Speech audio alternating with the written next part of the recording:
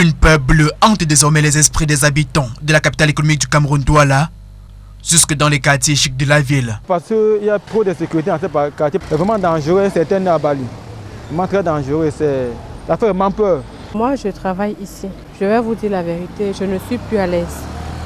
La psychose qui s'amplifie au fil des jours est la conséquence des exactions récurrentes des bandes criminelles qui sévissent dans ces quartiers.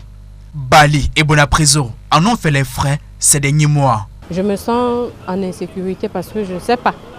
On peut être là en plein jour, les gars débarquent. Peut-être ils nous ôtent la vie comme ils ont fait avec le confrère. Les gars frappent au moment où vous y attendez le moins. Et ils frappent, personne ne savait que ça pouvait arriver ici à 18h, 19h, personne ne savait. L'ampleur du phénomène qui est perdu interroge. Les acteurs de la société civile tentent une explication. Ces jeunes, déjà qui commettent ces exactions dans notre société actuelle, particulièrement dans la ville de Douala, est-ce que ce sont des jeunes qui sont vraiment occupés? Ça, il faudrait vous le dire. On a l'impression de penser que ce sont des jeunes qui sont égarés et que certainement la société a laissé pour compte. Le gouvernement n'a pas pris le soin d'aménager un certain climat qui fait en sorte qu'aujourd'hui, les enfants seront retrouvés dans une certaine liberté, qui disent aujourd'hui qu'ils vont prendre tel chemin. Aussi, les mesures sécuritaires défaillantes favorisent, selon Simon Pierre-Maillan, la persistance de cette nouvelle forme de criminalité.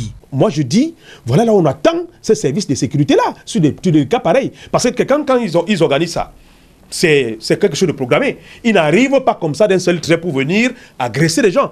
Ils programment ça à l'avance. Et je crois que c'est en ce moment-là que les services de sécurité peuvent entrer en mouvement au lieu d'être là pour traquer les partis politiques ou bien encore les représentants des partis politiques.